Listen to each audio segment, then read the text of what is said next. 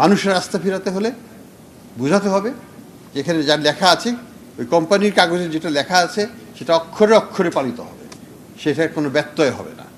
এটা যদি আমরা করতে পারি, এই কনফিডেন্স যদি আমরা আনতে পারি, আমাদের উদ্যোক্তারা যদি সেইভাবে সিরিয়াসলি কমিটেড হয়ে এই কাজগুলো করেন যে আমি যেটা বলেছি সেটা আমি দেব, আমাদের বিনিয়োগকারীদের আস্থা আমরা রাখবো আমাদের এই কোম্পানির উপর, তাহলে কিন্তু এই কোম্পানির জন্য লং টার্মে ভালো হবে। তারাও কিন্তু লো কস্ট ফান্ডিং নিতে পারবেন এবং লং টেনিওর ফান্ডিং। একটা প্রজেক্টের 20 বছর লাগে, সেখানে 5 বছর দিয়ে ফাইন্যান্সিং হয় না। A large part of our problem, banking সেক্টরের বড় সমস্যার মূল কারণ হচ্ছে প্রজেক্ট ফাইন্যান্সিং, এই লং টার্ম ফাইন্যান্সিং করতে চেয়ে। কারণ যেটা লাগবে 15 বছর সেটাকে কোনোভাবে 7-8 বছরের মধ্যে কম্প্রেস করে দেওয়া হয়, কারণ ব্যাংক এটার বেশি দেবে না।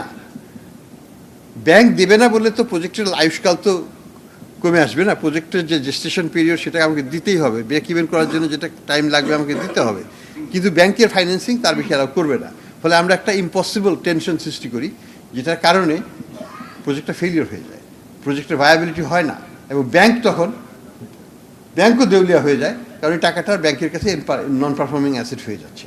তো এই জায়গাটা থেকে আমাদের বের হওয়ার জন্য আমাদের এই উদ্যোগটাকে সফল করতেই হবে।